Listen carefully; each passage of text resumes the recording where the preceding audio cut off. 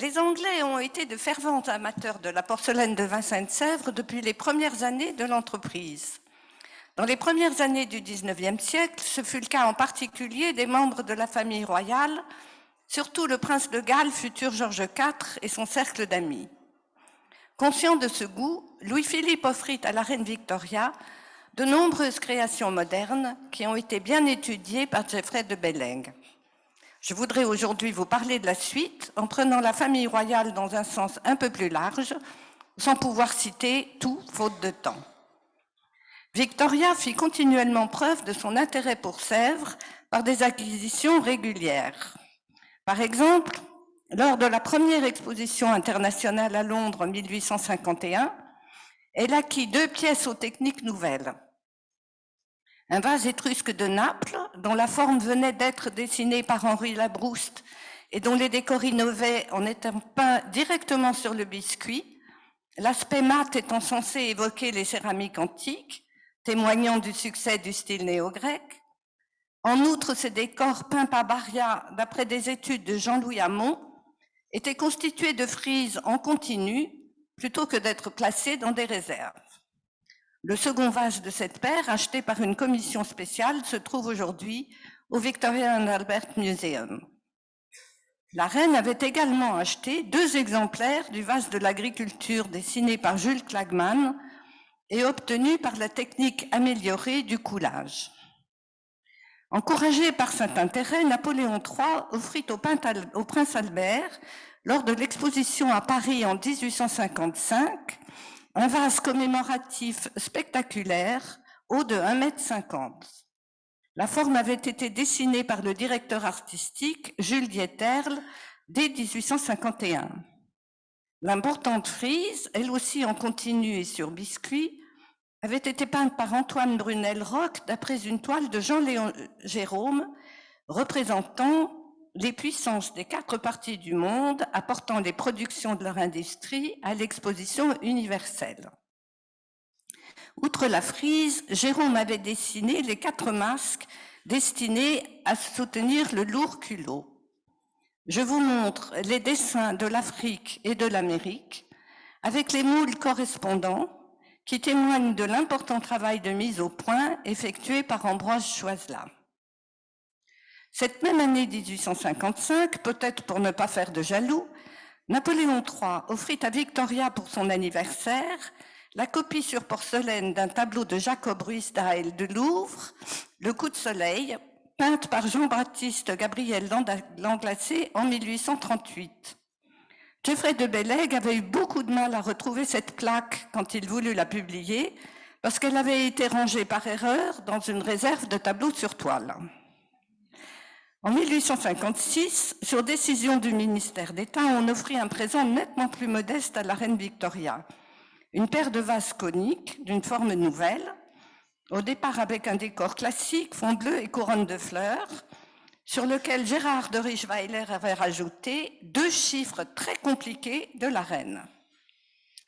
En janvier 1858, la fille aînée de la reine, également prénommée Victoria, nommée cette année-là princesse royale, reçut 2 plaques sur lesquelles Pauline Laurent avait peint les portraits de ses parents. Ceux-ci étaient sans doute inspirés par les mêmes tableaux de Winterhalter qui avaient déjà servi pour des plaques plus grandes, offertes par Louis-Philippe au modèle et publiées par Geoffrey de Bellaigue. En 1874, la duchesse d'Édimbourg, Marie, fille d'Alexandre II de Russie et épouse d'Alfred, fils de Victoria, reçut un déjeuner chinois réticulé dont les formes avaient été dessinées par Hyacinthe Régnier en 1832.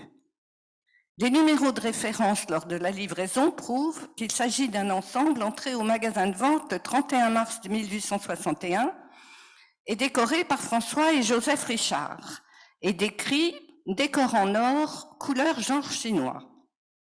Étant donné la concordance des dates, il pourrait s'agir de l'ensemble aujourd'hui au Metropolitan Museum de New York que je vous montre ici.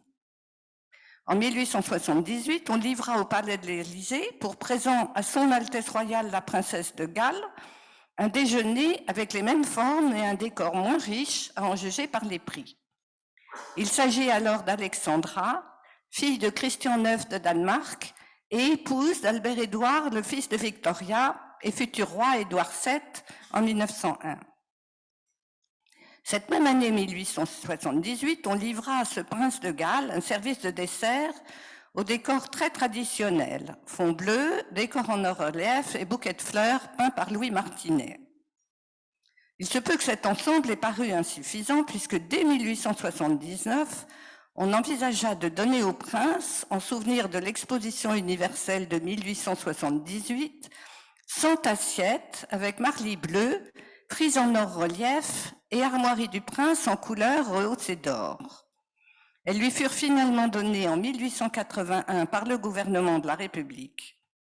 Il semble que l'on ait proposé plusieurs variantes au prince, qui fit choix de celle-ci en faisant donner par son aide de camp, le colonel Ellis, des instructions très précises sur les couleurs, en insistant que le modèle des armoiries devait correspondre, quant à la dimension et au moindre détail, à celui fourni par le prince et émanant du chancelier de la cour des héros, et en demandant de supprimer 3 médaillons et les lettres AE pour Albert-Édouard.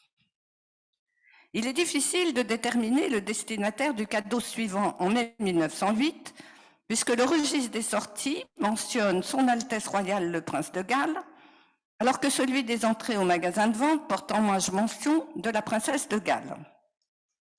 À cette date, le prince de Galles est Georges, fils d'Édouard VII, qui deviendra Georges V en 1910, et la princesse est Mérède de Teck. Il s'agit d'une série de sculptures, pour la plupart des rééditions en biscuits de modèles anciens, avec des socles en bleu à décor d'or.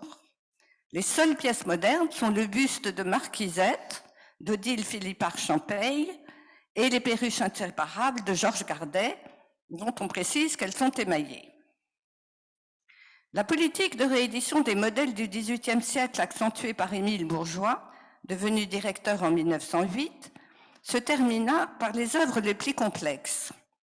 Le miroir de la toilette offerte en 1782 à la princesse du Nord, pseudonyme transparent de l'épouse du futur tsar Paul Ier, dont plusieurs exemplaires furent offerts à des reines, et le groupe central du surtout, élaboré pour accompagner le service commandé par Catherine II en 1776. Cet objet massif, nommé Parnasse de Russie, avait été créé par Louis-Simon Boiseau. Sans doute à l'occasion du couronnement de Georges V en juin 1911, on livra théoriquement, pour le lui offrir en 1911, un exemplaire enrichi de ces armoiries que vous voyez plus ou moins, qui étaient peintes par Henri Ulrich, alors que sur le surtout original, les armoiries étaient gravées, ce qui était quand même mieux. Mais comme on avait décidé d'offrir également un service très complet pour accompagner cette pièce centrale, en choisissant le modèle feuille de chou orné de bouquets détachés, et qu'il fallut refaire tous les modèles et les moules, quitte à inventer ou adapter certaines formes, le Parnasse ne fut finalement offert qu'au cours d'un voyage du président de la République en Angleterre en 1913, en même temps que le service. L'entrée au magasin de vente précise qu'outre les fleurs et les peignets, le décor comprenait les initiales G et M, ainsi qu'une couronne. Pour peindre les bouquets, Henri Young s'était rendu au Louvre pour consulter les assiettes léguées par Adolphe Thiers, dont je vous montre un exemplaire. Ce service avait été produit pendant toute la seconde moitié du XVIIIe siècle avec le même type de décor. En 1922, le président de la République offrit un surtout complet du Triomphe de Bacchus, dont vous voyez le groupe central, à la princesse Marie d'Angleterre, 3e enfant et seule fille de Georges V. Alors que le présent était censé être à l'occasion de son mariage, il semble que les socles ornés d'armoiries n'aient pas tenu compte de ce mariage avec le vicomte Lascelles, futur Lord Harewood. Les socles furent donc retournés et Sèvres dut demander les armoiries du vicomte Lascelles à l'ambassade de France à Londres avant de pouvoir refaire les socles pour les offrir en 1923. Le surtout du Triomphe de Bacchus était alors le plus couramment livré dans les ambassades de France, avec celui des chasses créé en 1776. Et c'est le surtout des chasses, dont vous voyez le groupe central, la chasse aux cerfs, qui fut livré à Albert, duc d'York, futur George VI, en 1923, à l'occasion de son mariage avec Lady Elizabeth Bowes-Lyon. Ces éléments étaient eux aussi enrichis de socles à filets d'or et armoiries en couleur et or, qui ne semblent pas avoir suscité de problème. Georges VI succéda à son père en 1936. En prévision de son couronnement, le 12 mai 1937, ont sorti des réserves de Sèvres en mars 1937 2 vases Aubert 40, décorés d'après des compositions de Jean Beaumont. Sur l'un, une chasse au tigre, peinte par Henri-Joseph Lafayette en 1928, et sur l'autre, l'Afrique, peinte par Louis-Jules Tragère en 1930. On décida d'y rajouter les armoiries du nouveau souverain, qui viennent quelque peu déséquilibrer l'ensemble. Comme le roi n'avait pas le droit d'accepter des présents à l'occasion de son couronnement, les vases furent considérés comme des cadeaux personnels. Ils font cependant toujours partie des collections de la couronne et furent présentés lors de l'exposition des trésors de la collection royale à l'occasion d'un jubilé d'Élisabeth II. Dès l'année suivante, en 1938, la manufacture a reçu la commande officielle d'un service de table pour le roi d'Angleterre. Le choix se fixa sur un décor de scène de chasse d'après des projets d'Henri Malençon. Le service fut produit très rapidement, comme en témoigne le nombre des peintres impliqués, ce qui permet de le livrer à Georges VI en août 1938 et février 1939. Lors du décès récent de la reine-mère, le prince Charles, actuel prince de Galles, a demandé la permission de conserver l'ensemble en souvenir de sa grand-mère et j'ai dû écrire un petit texte pour lui expliquer de quoi il s'agissait. Pour le mariage de la princesse Élisabeth avec Philippe Mountbatten en 1947, le président de la République lui offrit un ensemble d'assiettes portant simplement son chiffre et un décor d'entrelacs imprimé dessiné par le ferronnier Raymond Sub. En dépit du fait qu'elles sont mentionnées dans le catalogue de l'exposition des grands services de Sèvres, organisée au Musée national de céramique en 1951, mon prédécesseur Marcel Brunet a noté qu'elle n'était pas venue. De toute façon, faute de place, toutes les assiettes de l'exposition avaient été montrées empilées. En 1976, le président Valéry Giscard d'Estaing offrit également un service de table avec un décor imprimé d'après des planches gravées par James Guittet sur des formes Diane que vous venez de voir. Le meilleur pour la fin, en 1972, le président Georges Pompidou avait offert au prince Philippe d'Édimbourg la spectaculaire sauterelle conçue en 1968 par François-Xavier Lalanne. L'artiste avait prévu des pattes en acier nickelé, le ventre, la garniture des charnières et des ailes, l'intérieur des ouvrants et des casiers intérieurs en métal brillant et le reste en biscuit. Une paire avait été prévue pour décorer un espace de détente et de contemplation lors de l'exposition internationale d'Osaka. La première fois que j'ai demandé à Geoffrey de Bellaigue s'il savait où elle se trouvait, il a grommelé « elle doit bien être quelque part ». Mais en 2002, lors des préparatifs de l'exposition des trésors de la collection royale, il m'a envoyé cet extrait du Guardian en m'écrivant que ma sauterelle avait fait un bond prodigieux. Le directeur de la manufacture, Georges Touznis, auquel j'avais envoyé l'article, m'a fait remarquer perfidement que c'était les bouteilles de champagne que l'on a manipulées avec des gants blancs. Le seul deuxième exemplaire de cet animal est passé en vente il y a quelques années et se trouve dans une collection privée aux USA. Comme l'avait écrit Louis XVIII au duc de Wellington en lui offrant le deuxième service égyptien complet de son surtout de 6 mètres de longueur, les petits cadeaux entretiennent l'amitié.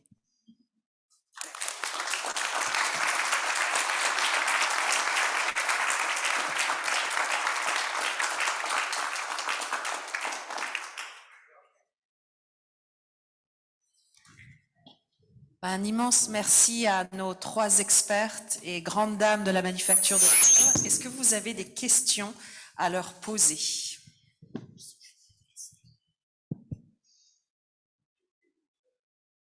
Je vois une question.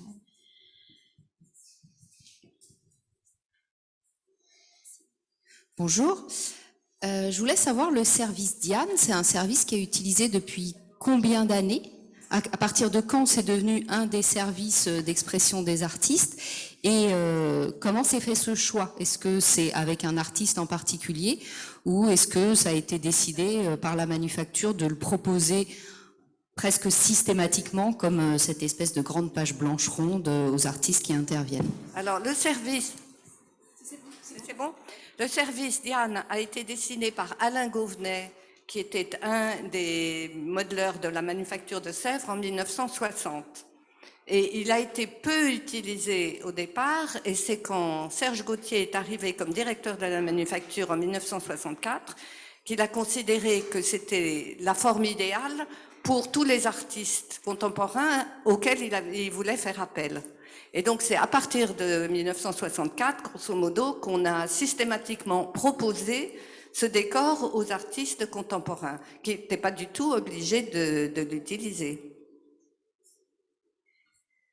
Une autre question?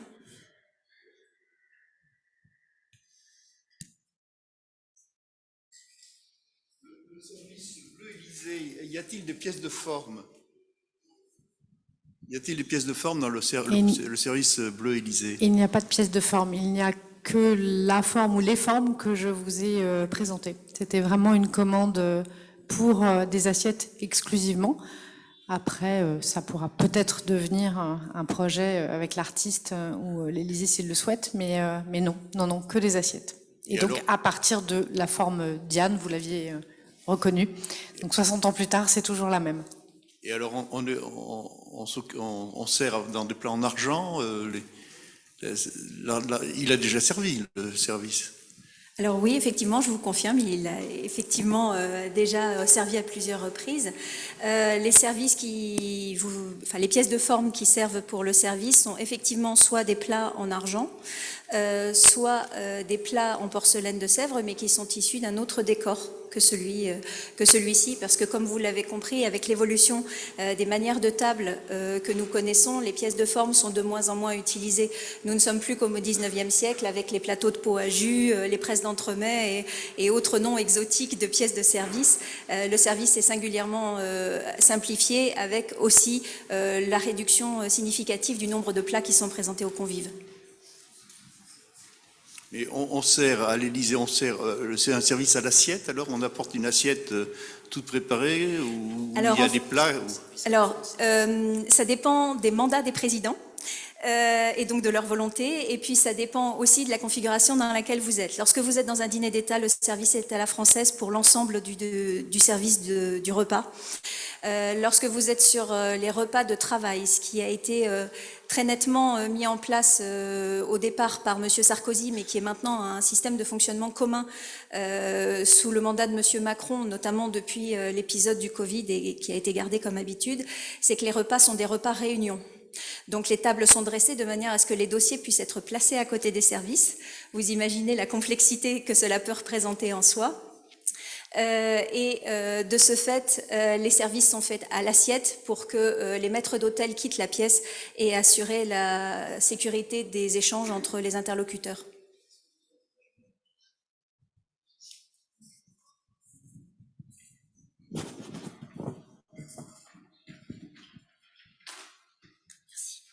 Oui, bonjour. Je crois qu'il y a plusieurs décors pour le service Pimprenel. Qu'est-ce qui a généré la création de différents décors au sein de ce même service? Puisque je pense qu'il y a le décor à la vigne, le décor la cocarde et différents décors. Merci. Tout à fait. Là, Tamara, je vous laisserai compléter, mais en fait, ce service comporte effectivement 12 décors pour des assiettes plates, un décor pour des assiettes à potage et 3 décors pour des assiettes à dessert. Donc vous avez raison, il y a un décor de vigne qui correspond au décor numéro 5, mais vous avez aussi des décors d'aubépine, des décors de cerises, des décors avec des acanthes, des décors avec des étoiles, et toujours, quelque part, soit un ruban bleu, blanc, rouge, soit une cocarde bleu, blanc, rouge. Donc on ne peut pas parler vraiment d'un décor à la cocarde, parce que ça ne correspond pas exactement, puisque ça essaime à l'intérieur des différents décors. Et effectivement, manifestement, Monsieur Dujardin-Baumez voulait illustrer plusieurs motifs végétaux, avec toujours ce fil rouge de la représentation discrète de la République dans ces décors. Mais, quand donc ils ont utilisé ce service, ils pouvaient mélanger les différents décors ou ils n'en prenaient qu'un? Alors ça ne pose absolument aucun problème sur le fond que ces services soient mélangés, mais il y a un goût de la symétrie et de l'harmonie sur les tables de la présidence qui fait qu'au sein d'une même table, ils vont privilégier le même décor sur le marly. Mais dans les faits, rien n'empêche dans le programme décoratif de les mélanger si les tailles des assiettes sont similaires, bien sûr.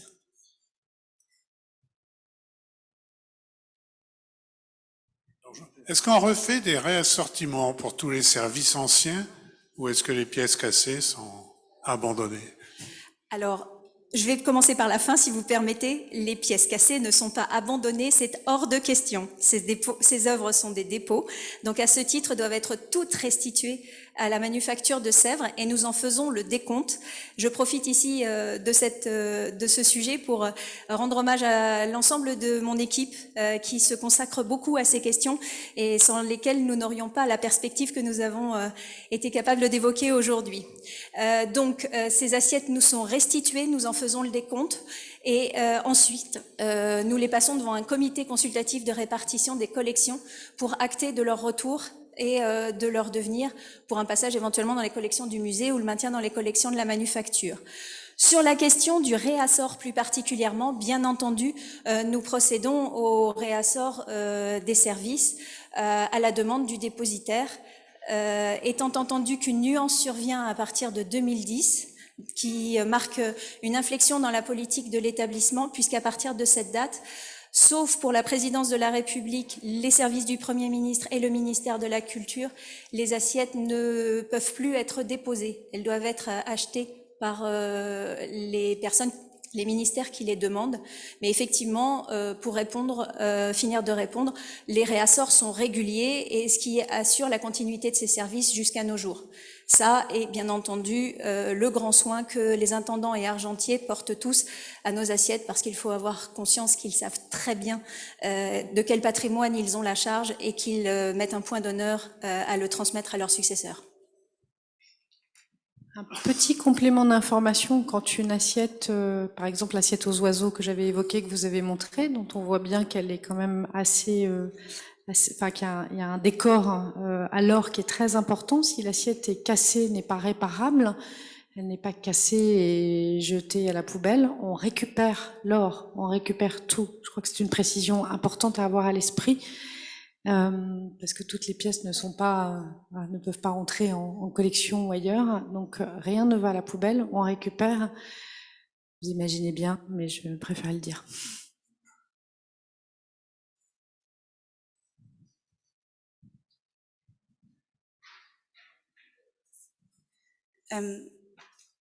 Pour les ambassades de Tokyo, Pékin et Brasilia, les décors ayant un programme particulier de décors programmés, les services spécialisés sont-ils réalisés en fonction de ce décor? Excusez-moi, est-ce que vous pouvez préciser votre question pour que je sois précise dans ma réponse? Les services de Sèvres spécialisés réalisés pour les ambassades de Tokyo, Pékin et Brasilia sont-ils réalisés en lien avec l'aménagement intérieur qui est programmé à l'avance? D'accord. Oui, tout à fait. Alors, sur l'ambassade de Pékin, je vais faire une nuance parce que le décor intérieur de l'ambassade à l'époque n'était que très peu sinisant. Vous êtes quand même dans une représentation de la France, donc il faut quand même que les arts décoratifs français soient illustrés. Donc, le décor avait été choisi pour être une évocation lointaine de motifs de la culture chinoise et d'une interface entre la culture française et la culture chinoise, mais nous ne rentrons pas dans le cadre d'un décor spécifique à l'ambassade. Pour l'ambassade de Tokyo, on est dans un cas qui est un peu un cas intermédiaire où effectivement le décor du service s'accorde avec le décor de l'ambassade, plus précisément le décor de la résidence. Attention, sur toutes les ambassades de France, vous avez la chancellerie qui est le lieu du travail diplomatique et la résidence de France qui est le lieu où l'ambassadeur reçoit et donc transmet savoir-faire et art de la table français. Pour Brasilia, là, effectivement, le service HDU était un service qui existait avant dans notre production, mais qui a été choisi sciemment par le ministère des Affaires étrangères parce que son esthétique s'accordait avec l'esthétique du lieu. C'est ce qui a vraiment présidé au choix. D'autres services contemporains avaient été proposés et c'est ce service qui a remporté les suffrages.